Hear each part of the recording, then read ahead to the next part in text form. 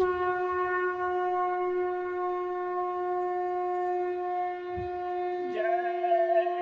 गुरुदेव। जय गुरुदेव।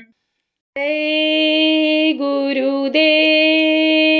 जय गुरुदेव। आया शरण तुम्हारी, दे दो गुरु सहारा। आया शरण तुम्हारी, दे दो गुरु सहारा। सतगुरु तेरे जहाँ में सब कुछ लूटे हमारा। सतगुरु तेरे जहाँ में सब कुछ लूटे हमारा। पापों का बोझ लेकर जिंदा रहूं मैं कैसे। पापों का बोझ लेकर जिंदा रहूं मैं कैसे। अब तो गुरु जी दे दो चरणों का हमें सहारा। अब तो गुरु जी दे दो चरणों का हमें सहारा। आया शरण तुम्हारी, दे दो गुरु सहारा। आया शरण तुम्हारी, दे दो गुरु सहारा। मझधार में है नैया, सेवक तुम्हें पुकारे। मझधार में है नैया, सेवक तुम्हें पुकारे। इस दास पर दया की कर दो नजर दोबारा। इस दास पर दया की कर दो नजर दोबारा। आया शरण तुम्हारी, दे दो गुरु सहारा। आया शरण तुम्हारी, दे दो गुरु सहारा। भक्तों पे तेरे जब जब संकट के दिन है आए। भक्तों पे तेरे जब जब संकट के दिन है आए। धर धर के रूप लाखों, तब तब उन्हें संभाला। धर धर के रूप लाखों, तब तब उन्हें संभाला। आया शरण तुम्हारी, दे दो गुरु सहारा। आया शरण तुम्हारी, दे दो गुरु सहारा। कहता है दीन बालक, ये आरज़ू है मेरी। कहता है दीन बालक, ये आरज़ू है मेरी। इस दास पर दया का हो हाथ ये तुम्हारा। इस दास पर दया का हो हाथ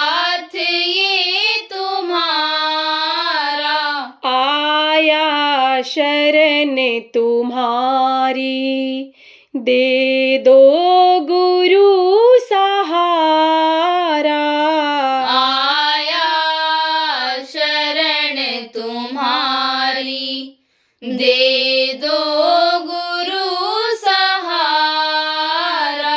सतगुरु तेरे जहाँ में सब कुछ लूटे हमारा। सतगुरु तेरे जहाँ में सब कुछ लूटे हमारा। जय गुरुदेव।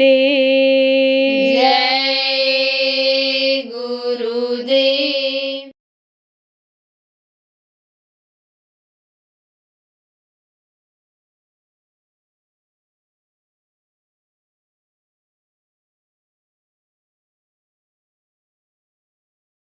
कहाँ का ईंट कहाँ का रोड़ा, और भानमट्टी ने कुनबा जोड़ा। आप सब लोग जो यहाँ बैठे हो एक जगह के नहीं हो, कोई कहीं से आए हो यहाँ आश्रम पर, कोई कहीं के रहने वाले हो, सेवा के लिए आप आए हो, आसपास से आप ध्यान भजन करने के लिए आए हो, एक जगह से नहीं आए हो। लेकिन यहाँ पर जब आए हो तो सब इकट्ठा रहते हो। सेवा के लिए जो बाहर से आए हो वो लोग एक साथ खाते पीते हो। तो कुनबा किसने जोड़ा? गुरु महाराज ने जोड़ा है, इकट्ठा किया है। वैसे तो जीवात्माएं सब एक जगह की हैं, सतदेश की ही हैं, लेकिन यहाँ आकर के जगह जगह जन्म ले लिया। अब जब गुरु महाराज जैसे महापुरुष धरती पर आए तो उन्होंने आवाज़ लगाई तो आवाज़ को सुन करके इन जीवात्माओं के अंदर में कशिश हुई, जानकारी हुई तो प्रेम हुआ, और गुरु महाराज के पास पहुंच गए थे हम सब लोग। उन्होंने फिर उसी जगह जाने का रास्ता बता दिया है कि जहाँ से आए थे, जो सुख का धाम है, जहाँ कोई रोना धोना नहीं, जहाँ कोई संताप नहीं है, जहाँ कोई ईर्षा द्वेष नहीं है, जहाँ कोई वैमनस्यता नहीं है, जहाँ कोई यानी आज की तरह से जैसे यहाँ मृतलोक में रहते हो आप, लकड़ी कंडा गैस राशन पानी का इंतज़ाम करते हो, कपड़े का इंतज़ाम करते हो, ये कोई इंतज़ाम नहीं करना। वहाँ कोई गंदगी नाम की चीज़ नहीं है कि सफाई करना हो, वहाँ कोई नाली साफ करता नहीं दिखाई पड़ता, रोशनी दिया चिराग की कोई ज़रूरत ही नहीं है, प्रकाश ही प्रकाश है, 24 घंटे प्रकाश है, जर्रे जर्रे में प्रकाश दिखाई पड़ता है, कण कण में प्रकाश दिखाई पड़ता है। तो वहाँ जाने का रास्ता बता दिया। अब इस रास्ते पर जब चलेंगे तभी तो वहाँ पहुँच पाएंगे, चलेंगे नहीं तो मंजिल कैसे तय होगी।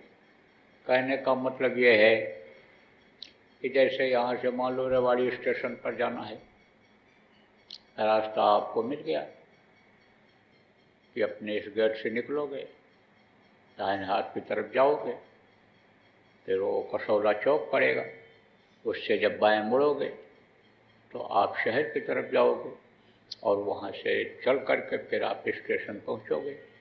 तो रास्ता तो मालूम हो गया, लेकिन चलोगे नहीं तो स्टेशन पहुँचोगे कैसे, जाओगे कैसे। इसलिए नामदान जब मिल जाए तो बराबर जो बताया गया है 5 नाम का सुमिरन, ध्यान और भजन बराबर करना चाहिए।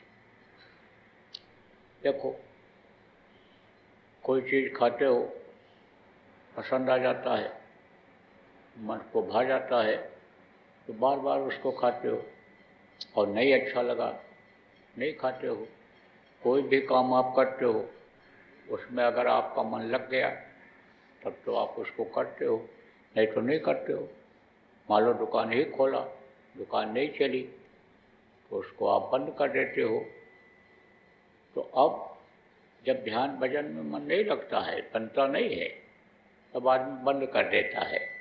लेकिन बंद नहीं करना चाहिए, देखना चाहिए कि मन क्यों नहीं लग रहा है।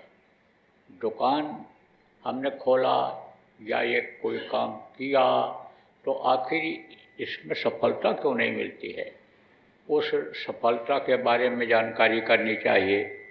जिनकी दुकान चलती है उनसे मिलना चाहिए, पूछना चाहिए, उनके पास बैठना चाहिए कि किस तरह से वो ग्राहकों को समझाते हैं, किस तरह से वो ग्राहकों को सामान बेच देते हैं, दिखा करके, समझा करके, अच्छी क्वालिटी रख करके।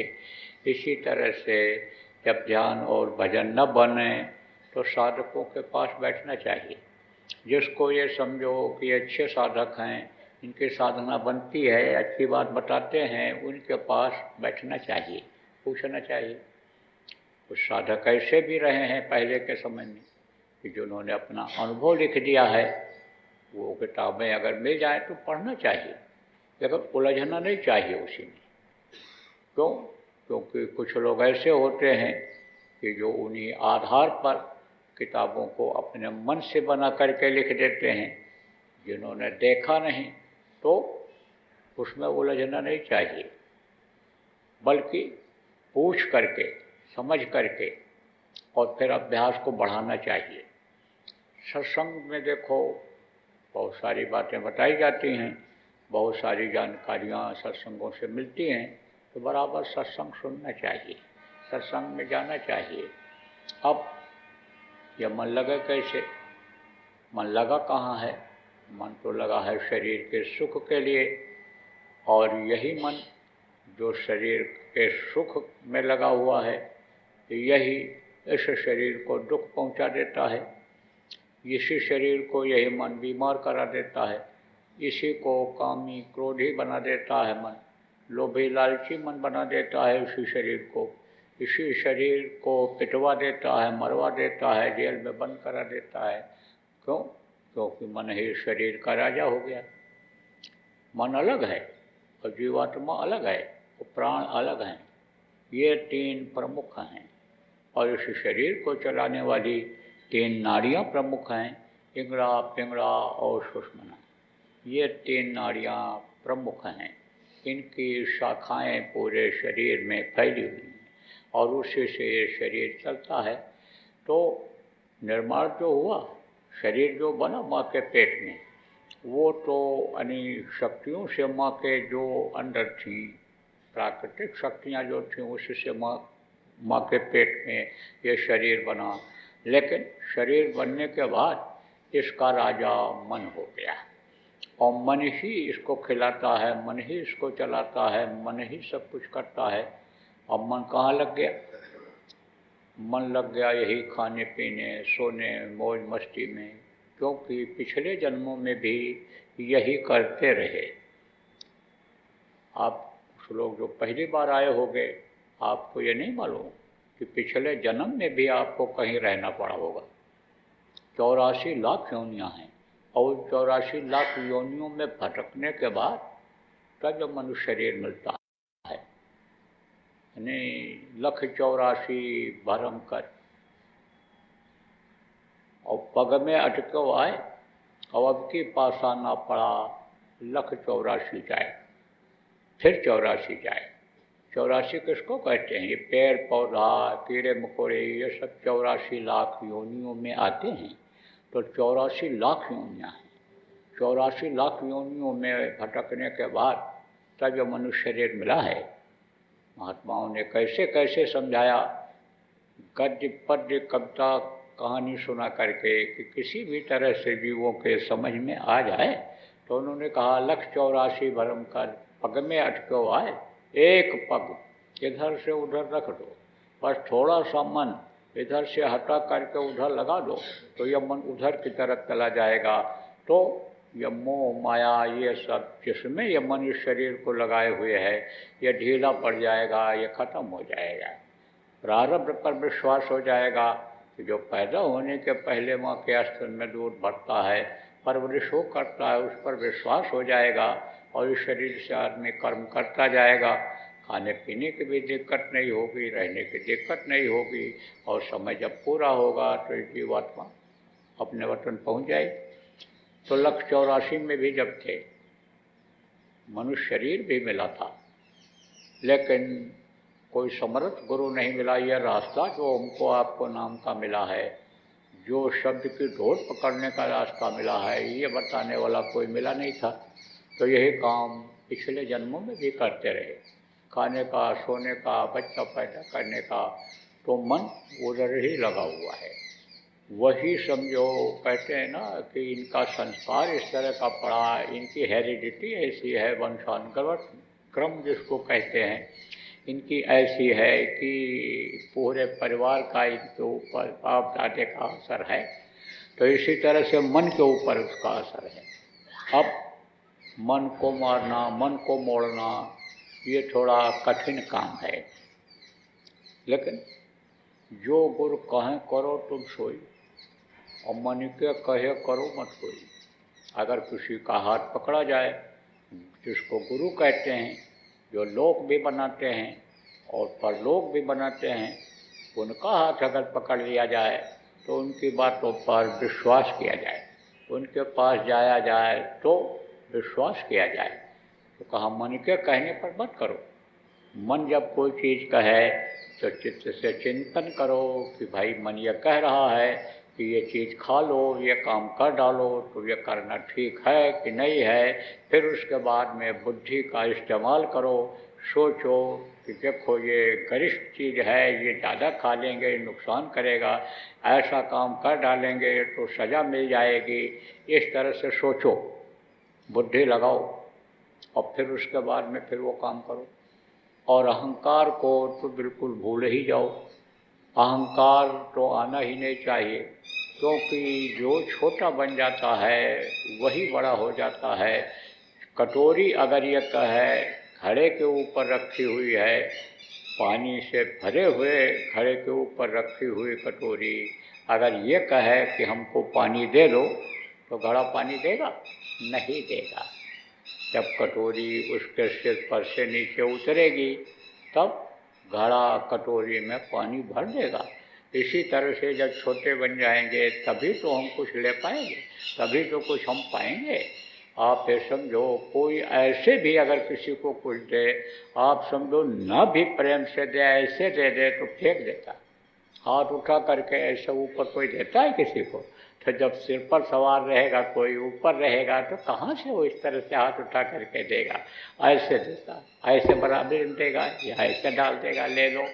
तो आपको समझने की ज़रूरत है कि अहंकार तो आना ही नहीं चाहिए। अहंकार को तो इसमें परमार्थी आदमी को आना ही नहीं चाहिए। अहंकार को तो भूल ही जाना चाहिए।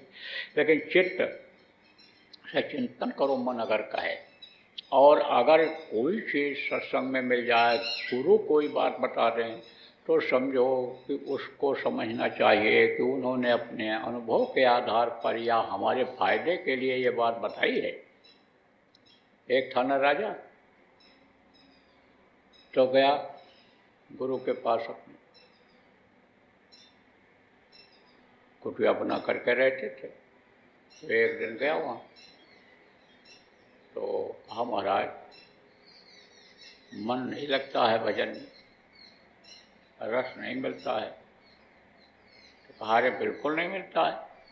कहा मन लगता ही नहीं, किसी किसी का मन बिल्कुल नहीं लगता है, और किसी का कभी लगता है कभी नहीं लगता है। अब उसका भी कारण है। कारण यह है कि जब ज़्यादा कर्म आ जाते हैं, जो आँख कान हाथ पैर शरीर से करते हैं, उससे जब ज़्यादा कर्म आ जाते हैं तो मन बिल्कुल नहीं लगता है। और जब वो कर्म थोड़े साफ रहते हैं, जैसे देखो घना बादल आसमान में हो जाता है तो सूरज बिल्कुल छिप जाता है, और हल्का बादल जब रहता है तो रोशनी रहती है। इसी तरह से मन कभी लगता है कभी नहीं लगता, तो वो कर्मों का चक्कर होता है। तो कर्म काटना पड़ता है। कर्म तभी करते हैं जब समझो गुरु भक्ति की जाती है, गुरु के आदेश का पालन किया जाता है। जब कर्म काटने का तरीका मालूम हो जाए और वैसे कर्म काटे जाते हैं तब यह कर्म कटते हैं। नहीं तो कर्म फांस ये यानी समझो बड़ा फांस होता है, बड़ा बंधन होता है कर्मों का। तो राजा पहुंचा तो कहा महाराज मन नहीं लगता है। कहा भाई मन को तो रोकना बड़ा मुश्किल होता है। मन ही यानी समझो कि इस वक्त भर राजा हो गया शरीर का, वही सब कुछ विषय वासनाओं में फंसा के कर वही सब कर रहा है, विषय वासनाओं में फंसा के करा रहा है। तब राजा ने कहा महाराज ये बताओ कि पहले के समय में भी लोग यानी समझो कि मन के चक्कर में आ गए और मन को नहीं रोक पाते थे, या इस समय ऐसी परिस्थिति है, ऐसा समय है कि नहीं रोक पा रहे? बोले ये तो शुरू से ऐसा रहा। बड़े बड़े पंडित जोर लगाया, नहीं बहुत मन वश में आया। लाख करोड़ तदबीर प्यारे गुरु बिना, है सूना मनुष्य शरीर प्यारे गुरु बिना। कहा गया ना कि ऋषि मुनि योगी योगेश्वर यह सब मन के चक्कर में आ गए, एकदम यानी समझो चढ़ाई किए, अब माया का लगा थप्पड़, बस फट से नीचे गिर गए। क्यों? क्योंकि बहुत तरह से प्रेरणा देती है ये माया। रिद्धि सिद्धि प्रेरणा वो भाई, बुद्धि लोभ दिखावे आई, है ना। कलबल छल कर जाए समीपा, आंचन मार बुझायो दीपा। गोस्वामी जी महाराज ने कहा है ना कि दिया जलते ही है, ऐसे जैसे दिया जलाओ अंदर में प्रकाश हो, ऐसे बाहर प्रकाश हो। जैसे दिया जलाओ और उसको ऐसे आंचल मार करके बुझा दो।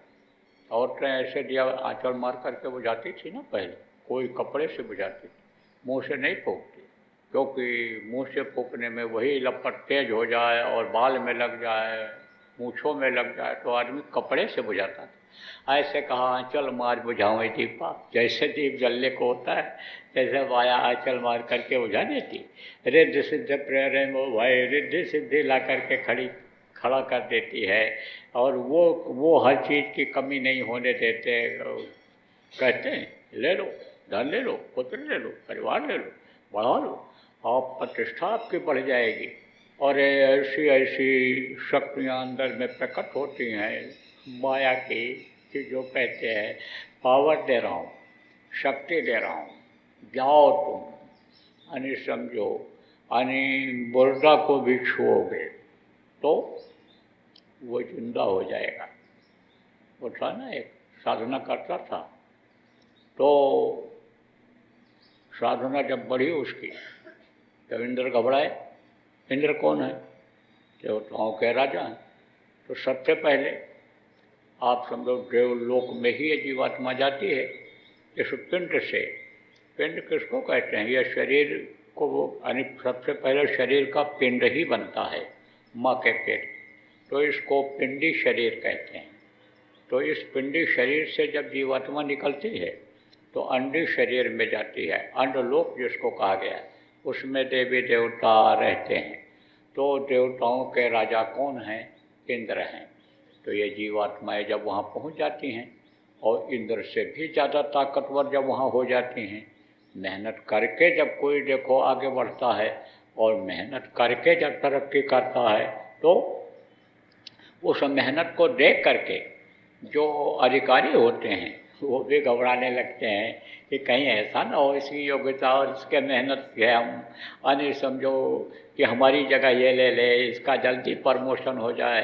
क्योंकि मेहनत किसी की बेकार नहीं जाती है, और जो जितना मेहनत करता है उसको उतनी ही देखो यहाँ दुनिया में मजदूरी मिलती है, तरक्की मिलती है। ऐसे आध्यात्मिक यानी मेहनत जो जितना करता है उसको उसकी मजदूरी मिलती है, उसका बेनिफिट जिसको फ़ायदा कहते हैं वो उसको मिलता है।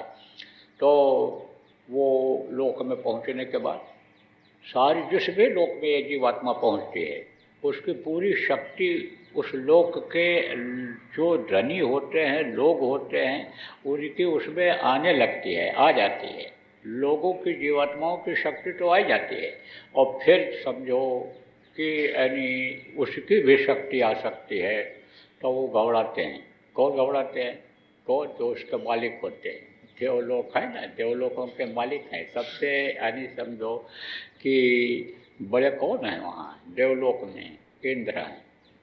तो इंद्र घबराए, तो अपना गण भेजे, कहे जाओ अब तो ये हमारे लोक में आने वाला है, ये तो बिल्कुल प्रवेश करने वाला है और ये तो बड़ा मेहनती है, ये तो हमारी जगह ले लेगा, जाओ इसकी तपस्या को भंग करो। तो वो गया और महात्मा से कहा देखो मैं देवदूत हूँ, देवदूत मैं भेजा गया हूँ और मैं तुमको आज कुछ देने के लिए आया हूँ। तो साधक था वो, साधना करता था। तो साधक ने कहा हमको कुछ नहीं चाहिए। तो कहा नहीं ले लो, हम देने के लिए आए हैं, दुनिया की जो भी चीज़ तुमको ज़रूरत है मैं सब दे सकता हूँ। बोला हमको कुछ नहीं चाहिए, हमको कुछ नहीं चाहिए। कहा नहीं हम देने के लिए आए हैं, ले लो, पछताओगे ये मौका नहीं मिलेगा। बोला दुनिया की फंसने वाली चीज़ हमको कुछ चाहिए ही नहीं चाहिए, हम तो इसी में फंस जाएंगे, हमारा समय जीवन का निकल जाएगा, असला काम हमारा नहीं हो पाएगा, जिस काम में हम लगे हुए हैं वो काम हमारा पूरा नहीं हो पाएगा, हमको कुछ नहीं चाहिए। बोला नहीं नहीं मैं तो तुमको दे के ही जाऊंगा, और अगर तुमको कुछ नहीं चाहिए तो भी मैं दे के जाऊंगा। जाओ मैं तुमको शक्ति देता हूँ कि तुम अगर मुर्दा को भी देख लोगे तो वो जिंदा हो जाएगा। तब जब चलने लगा वो, तब उस साधक ने कहा अब हमको आप दे दो। बोले हाँ देने के लिए तो आया ही हूँ, मांग लो जो तुमको मांगना है, दुनिया की चीज़ें जो भी तुमको मांगना है वो मांग लो, मैं दे दूँगा। मैं तो शक्ति तुमको दे ही दिया हूँ कि मुर्दा छुओगे तो जिंदा हो जाएगा, और मुर्दा छुओगे तो जिंदा हो जाएगा तो तुम्हारी ख्याति बढ़ जाएगी, प्रतिष्ठा बढ़ जाएगी, लोग आने जाने लगेंगे, जो चाहोगे वो तुम यानी उनसे ले लोगे, कोई चीज़ की कमी नहीं रही। तब उसने कहा कि अब हमको आप वरदान दे दो कि हमारा मुंह पीछे न घूमे, गर्दन पीछे न घूमे, पीछे हम न देख पाएँ। तब वो रुका, कहा दे तो दूंगा तुमको, लेकिन ये चीज़ क्यों मांग रहे हो? बोला इसीलिए मांग रहा हूँ कि मुर्दा को मैं देखूँगा और जिंदा हो जाएगा और फिर घूम के देखूँगा तो मुझे अहंकार आ जाएगा कि हमने मुर्दा को जिंदा कर दिया, अहंकार आ जाएगा, और कराया सब गया। जब आया अहंकार,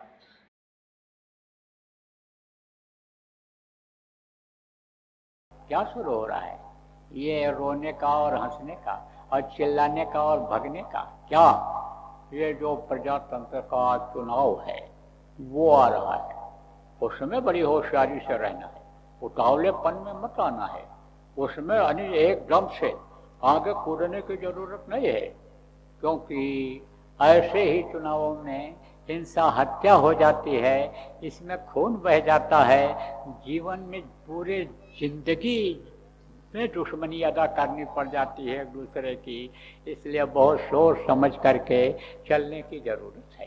कहते हैं गरीबी में आटा गीला होता है, तो जब खराब समय का संकेत आपको मिल गया है तो उस खराब समय में चलने के लिए फूक करके कदम रखना है। तो इन सब बातों को जरूर ध्यान रखना है। जय गुरुदेव। सरकारी व गैर सरकारी अनुदान के लिए बिना सत्संगियों के सहयोग द्वारा जनहित के कार्यों में लगी हुई बाबा जय गुरुदेव धर्म विकास संस्था का मुख्यालय पिंगलेश्वर रेलवे स्टेशन के सामने मक्सी रोड, उज्जैन, मध्य प्रदेश में है। यहाँ पर सत्संग व नामदान का कार्यक्रम होता रहता है। अतः आप श्रोताओं से अनुरोध है कि बाबा उमाकांत जी महाराज के आश्रम उज्जैन एक बार परिवार सहित जरूर पधारिएगा। जय गुरुदेव। आपके सुझाव के लिए व्हाट्सएप नंबर 9575600700 जय गुरुदेव, जय गुरुदेव।